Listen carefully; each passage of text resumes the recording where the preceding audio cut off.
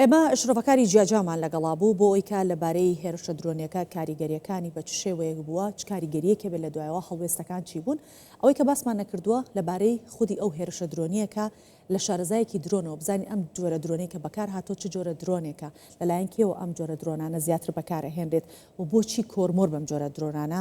هێرشی دەکرێتە سەر. بۆ ئەم مەبەستە لەگەڵ شوانجاف شارەزای درۆن لەبارەی هێرشەکەی سەرکێڵگەی گازی کۆرمۆر و کاردانەوەکان و ئەم پرسیارانەش کە وتم گفتوگۆی زیاترەکەیت. بەخێر هاتی کاک شوان. زۆر سپاس نێرانەوی سەران باش. ئەم درۆنەی کە هێرشی پێکراوە چ جۆرە درۆنێکە؟ کێن ئەو کەسانی کە ئەم جۆرە درۆنانە بەکارەهێنن؟ بەڵێ سپاس بۆم دەرفەتە دیارە ئەو درۆنانەی لە عێراق و هیلالی شیعە بەکارهاتووە هەموو درۆنی ئێرانین تەسنیعی سوپای قودسن کە شش پۆلی سەرەکین کە دەبن بە 40 سنفەوە و هەر وڵاتە بە جۆرێک لە جۆرەکان تیار کراوە بم جۆرانە بۆ نمونە ئەو درۆنانەی لە یەمەن بەکارهاتووە، ئەو درۆنانەی حیزب الله بەکارێنە، ئەو درۆنانی سووریا، ئەو درۆنی عێراق جیاوازن، بەڵام هەمویان یەک سەرچاویان هەیە کە درۆنی ئێرانین و بەدەست کۆمەڵێک گروپەوەن لە عێراقا فۆکسەکە خینە سەر عێراق ئەوانی کە ئێستا لەگەڵ بەرەی مقاومی شیعە خۆیان ڕێخستوتەوە ئەوانە ئەم درۆنانیان پێیە کە چوار جۆری سەرەکی لە عێراقا بەدەستیانەوە دەبیندێت کە بەدەست سوپای بەدرەوەیە لەگەڵ نوجەبا گروپی ئیمام عەلی لەگەڵ حیزب الله و دوو گروپی تریشمان هەیە کە تەشکیلی وارسین و ئەوانن کە هەمویان ئەمانە ئەم درۆنانیان بەدەستەوەیە کە ئەوانی جۆرەکانیان مهاجرن مهاجر 1 تا 6 کە 6 ئاستەکەی زۆر بەرزە بەکاری هێنن. جا ئێستا ئەم هێرشێکە کراوە ئەمە هێرشی ئەم هێزەی کە هەی بۆ ئەم تەقینەوە گەورەی ئەو زیانانەی کە گەیاندێتی ئەمانە درۆنن یاخود موشەکە؟ ئێمە لەبەرەوەی حەقلەکە گڕی گرتووە تەقینەوەیکی گەورە بووە ئاسەواری یەدەکی چەکەکانمان دەست ناکەوێتەوە، بەڵام ئەوەی کە لە میدیاکانەوە گوێمان لێە لە ڕوودا و حەدەسەکانە گوێمان لێە هەندێک سەرچاوی تاتی کەناڵی ئێرانی دەڵێن کاتوێشا بووە و کەناڵی جەزیرە دەڵێت 2 درۆن بووە و هەندێک کەناڵی ناوخۆش دەڵێت بە 3 درۆن هێرش کراوە دەنگی دوانیان هاتووە لە دووەما تەقینەوەکە کە پێی شاید حاڵی منطقەکە ئەمە دەبیندێ. ئەگەر سەرنج بین لەو درۆنانی کە بەکار هاتوون بۆ ئێمە وەکو شارەزای درۆن 4 جۆر درۆن ئەگەر هەیە بەکار هاتبێت چکە ئێمە پاژماوەمان لا نییە. یەکەمیان ئەبابیلی سەیە کە ئەمە کامیکازیە توانێت هەڵگرتنی 50 کیلۆگرام مادەی تەقەبەنی هەیە دەتوانێت بە نقطەکەی خۆی بتەقێنێتەوە و تقریبا مەودای لێدان و پێکانی لە 2 مەترونی بۆ 5 مەتر دەتوانێت بپێکێ. ئەمە یەکێکە لەو جۆرانی کە بەدەست ئەم گروپانەوە دەبیندێن. جۆرێکی ترمانێ ئارشی 2 کە ئەم سنفە لە سەمەدی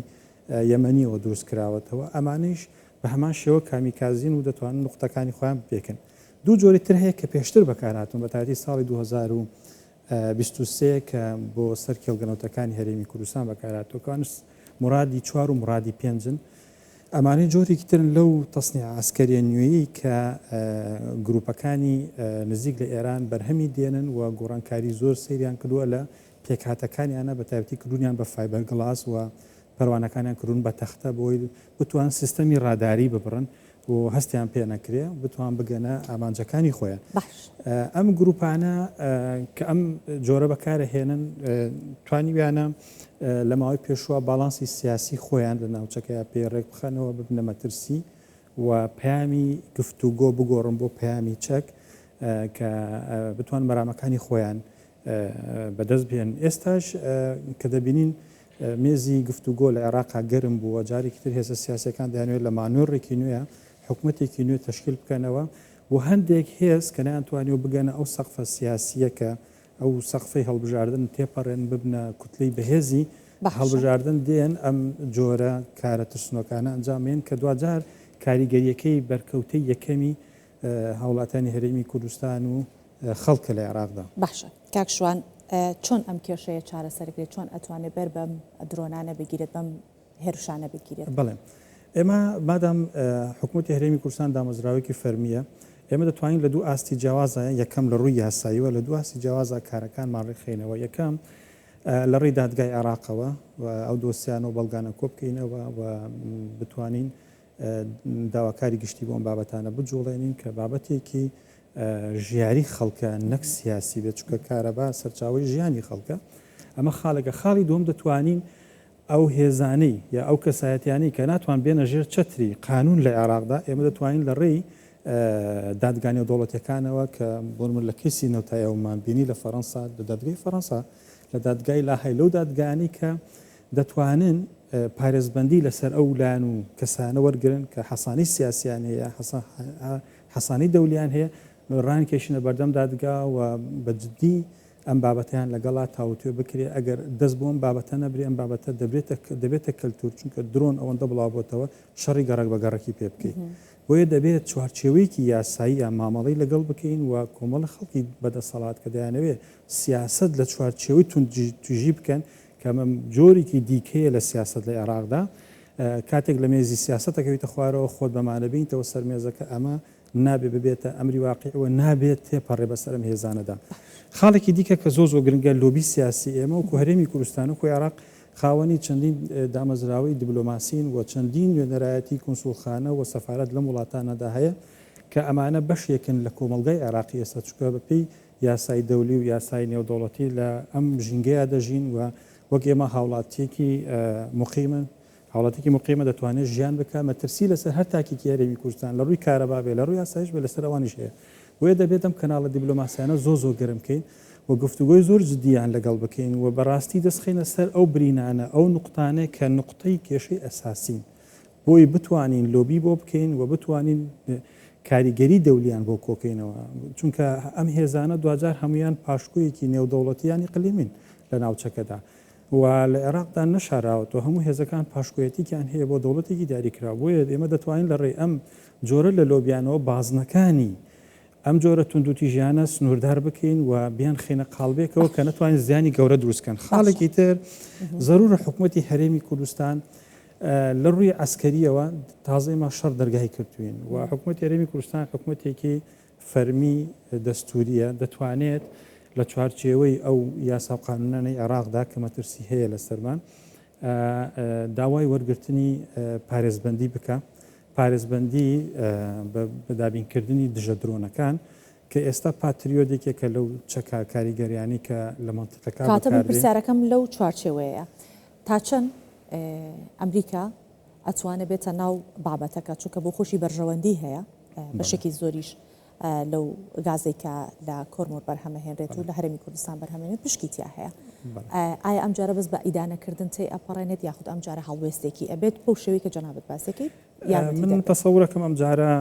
ئەمریکەکان بێدەنگ نەبن لەبەر سێ پاکێجی گەرم لە مەنتیقەکە هەیە کە ئەمریکەکان دەبێ وتی قسەی جدیان هەبێت لەسەر ئەم بابەتە یەکەم قونسوڵخانەکەیان لەم ڕۆژانە دەکرێتەوە ئەمە یەکێکە لە هۆکارانی کە دەست بۆ ئەم بابەتە ئەبرێ کە قونسوڵخانەکە لە ئاستێکی زۆر بەرزایە کە بە گەورەترین قونسوڵخانە لە ئاستی دنیا داهاندرێ ئەمە ئامادە دەکرێت بۆ قۆناغی دیکە کە ئەمریکا تەواجودی هەبێت لە ناوچەکەیە ئەمە بۆ هەندێک هێزی سیاسی بەمانای مەرگوژیانە ئایا لەگەڵ ئەم شەپۆلای دەتوانێت خۆی ڕێخاتەوە یا دەبێت بمرێت یا دەبێت کۆتایی پێبێ بۆیە ئەمە یەکێکە لە مەسجەکان حاڵەتێکی تر لە عێراق ڕوویەوە دوای پێش هەڵبژاردن کە نوێنەرێکی سەرۆکتران پاتۆتە ناوچەکە ئەمە بەرزکردنەوەی کەناڵی دیبلۆماسی ئەمریکا پێکرد ئەمڕۆ یەکەم ڕۆژەکە دێت مارک ساڤایە نوێنەری سەرۆکترامپە ئەمە بەرزترە لە کەناڵی دیبلۆماسی کەناڵی دیبلۆماسی لە ڕێی سەفارەت و قونسوڵخانەکانەوە گرێت نوێنەر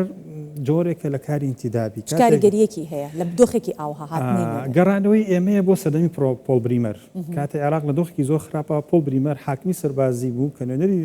سەرۆک بۆش بۆ هاتە ناوچەکە بۆی نەخشەی سیاسی ناوچەکە ڕێخاتەوە و ڕۆڵی دا بە شیعەکان بتوانن جارێکی تر خۆیان بنیاد بێنەوە بزانین ئایا شیعەکان دەتوانن دەوڵەتمەدارێکی باش بن ئێستا پاش چەندین ساڵ پاش 25 ساڵ 30 ساڵ جارێکی تر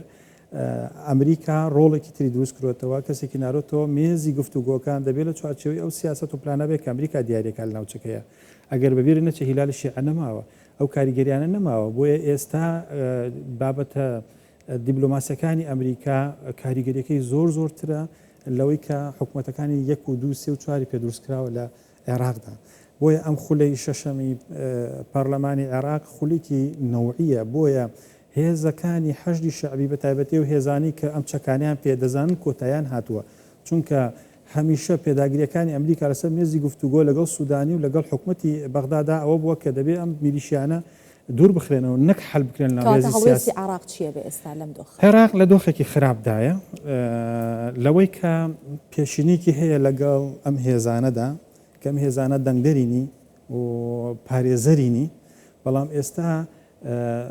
هەڵگەڕانەوەی ڕوویاوە دەبێت ئەم هێزانە حلکرێ بۆ ئەم هێزانە بە ئاسانی حل ناکرێ ئەگەر بێت و بە ژیرانە حکوومەتی عێراق و بە تایبەتی ماڵیشی ئەخۆیان ڕێک نەخەنەوە حەشدی شعبی لە چوارچێوەیەکی دیاریکراوە کۆتایی پێنەهێنن ئەوە بووم بێکە بخۆیان هاتەقێتەوە. چکە ئەم نمونانە زۆرن لە ناوچەکەی بۆ نمونە ئێمە حکوومەتی لوبنانیمان هەبوو کە حەسەن نەسروڵڵا 4 ساڵی هێڵا 3 ساڵی هێڵا سەرۆکی حکوومەت دابندرێ بەو شێوەیە مانۆڕەکانی حکوومەتی پەکە خست، بەڵام نەسروڵڵا لە ژناوبرا و حیزبوڵاش دەنگی نەما و حکوومەتیش دانرا سەرۆکی وڵاتیش دانرا و لە ساڵی ئایندەش هەڵبژاردن دەکرێ و قۆناغی حیزبوڵاتیە پەڕێنن و لە سووریا بە هەمان شێوە قۆناغی شەرع هاتوۆتە پێشەوە کەم قۆناغە زۆر جیاوازترە لە قۆناغی کە بەشارەسە سیاسەتی تیا کردووە و عێراقیش دڵنیاتەکەمەوە گۆڕانکارێکی زۆر گەورە ڕوئەیە و ئەو هێزانی کە براوەی یەکەمن واجهەی یاریەکەن و ئەوانەیش دەبێت بە ژیرانە تەعامل بکەن لەگەڵ کەیسی ئەمریکیە، چونکە ئەم جارە ئەگەر نەتوانن لەسەر مێزی گفتوگۆ لە ڕێی نەتایجی هەڵبژاردنەوە خۆیان ڕێ بخەنەوە ئەوە لە ڕووی هێز و توندوتیژی و چۆن ئەوەی لە ئێران درایان لە وڵاتانە درا عێراقیش ڕوبڕووی ئەو بابەتە دەبێتەوە. بەڵێ بەڕێز شوانجاف شارەزای درۆن میوانی کوردستان 24 بوویت. سپاس بۆ شەڕۆمەکەت. سپاس بزانێتان، سپاس بۆم دەرفەت.